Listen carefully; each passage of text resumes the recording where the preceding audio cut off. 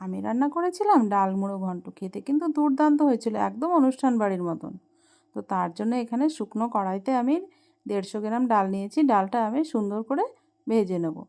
ভাজাটা আমার হয়ে গেছে, এবার আমি ডালটা ধুয়ে নিয়ে এসেছি, সিদ্ধ করতে বসিয়ে দিয়েছি। এদিকে আমি আরেকটা কড়াইতে তেল দিয়েছি।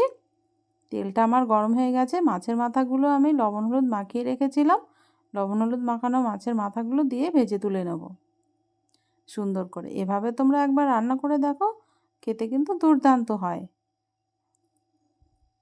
কড়াইতে আমি দিয়েছি তেল, তেলে দিলাম আমি 5 ফোড়ন, ফোড়ন দিয়েছি শুকনো লঙ্কা, তেজপাতা ফোড়ন দেব। সাথে আমি দেব পেঁয়াজ কুচানো।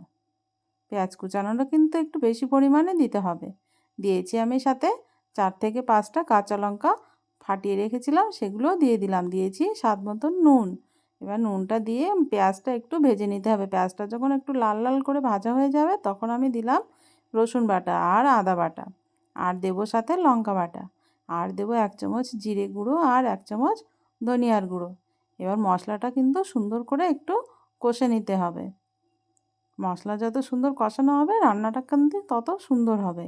এখানে আবার দিয়ে দেবো আমি টমেটো কুচি। টমেটো কুচিটা দিয়ে দিলাম। টমেটো কুচিটা আমি দিয়ে এবার দিয়ে দেবো একটু হলুদ গুঁড়ো দিয়ে মশলাটা ভালো করে কষিয়ে নিয়েছি। তারপর মাছের মাথাগুলো দিয়ে মশলা দিয়ে সুন্দর করে কষিয়ে নিতে হবে।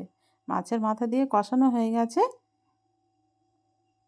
সুন্দর করে এভাবে একটু মাছের মাথাগুলো ভেঙেও দিতে হবে। এবার মাছের মাথাটা আমার কষানো হয়ে গেছে। এবার সিদ্ধ করে রাখা ডালটা আমি দিয়ে দেবো। ডালটা একটু নেড়েচেড়ে দিয়ে একটু জল দিয়ে 10 থেকে 15 মিনিট রান্না করে নিলেই আমার তৈরি হয়ে যাবে মাছের মাথা দিয়ে মুড়ো ঘন্ট। তো ডালটা আমার রান্না হয়ে গেছে। দিয়েছি একটু লাস্টে ধনিয়ার পাতা আর দিলাম গরম মশলার গুঁড়ো। তোমরা কিন্তু এভাবে একবার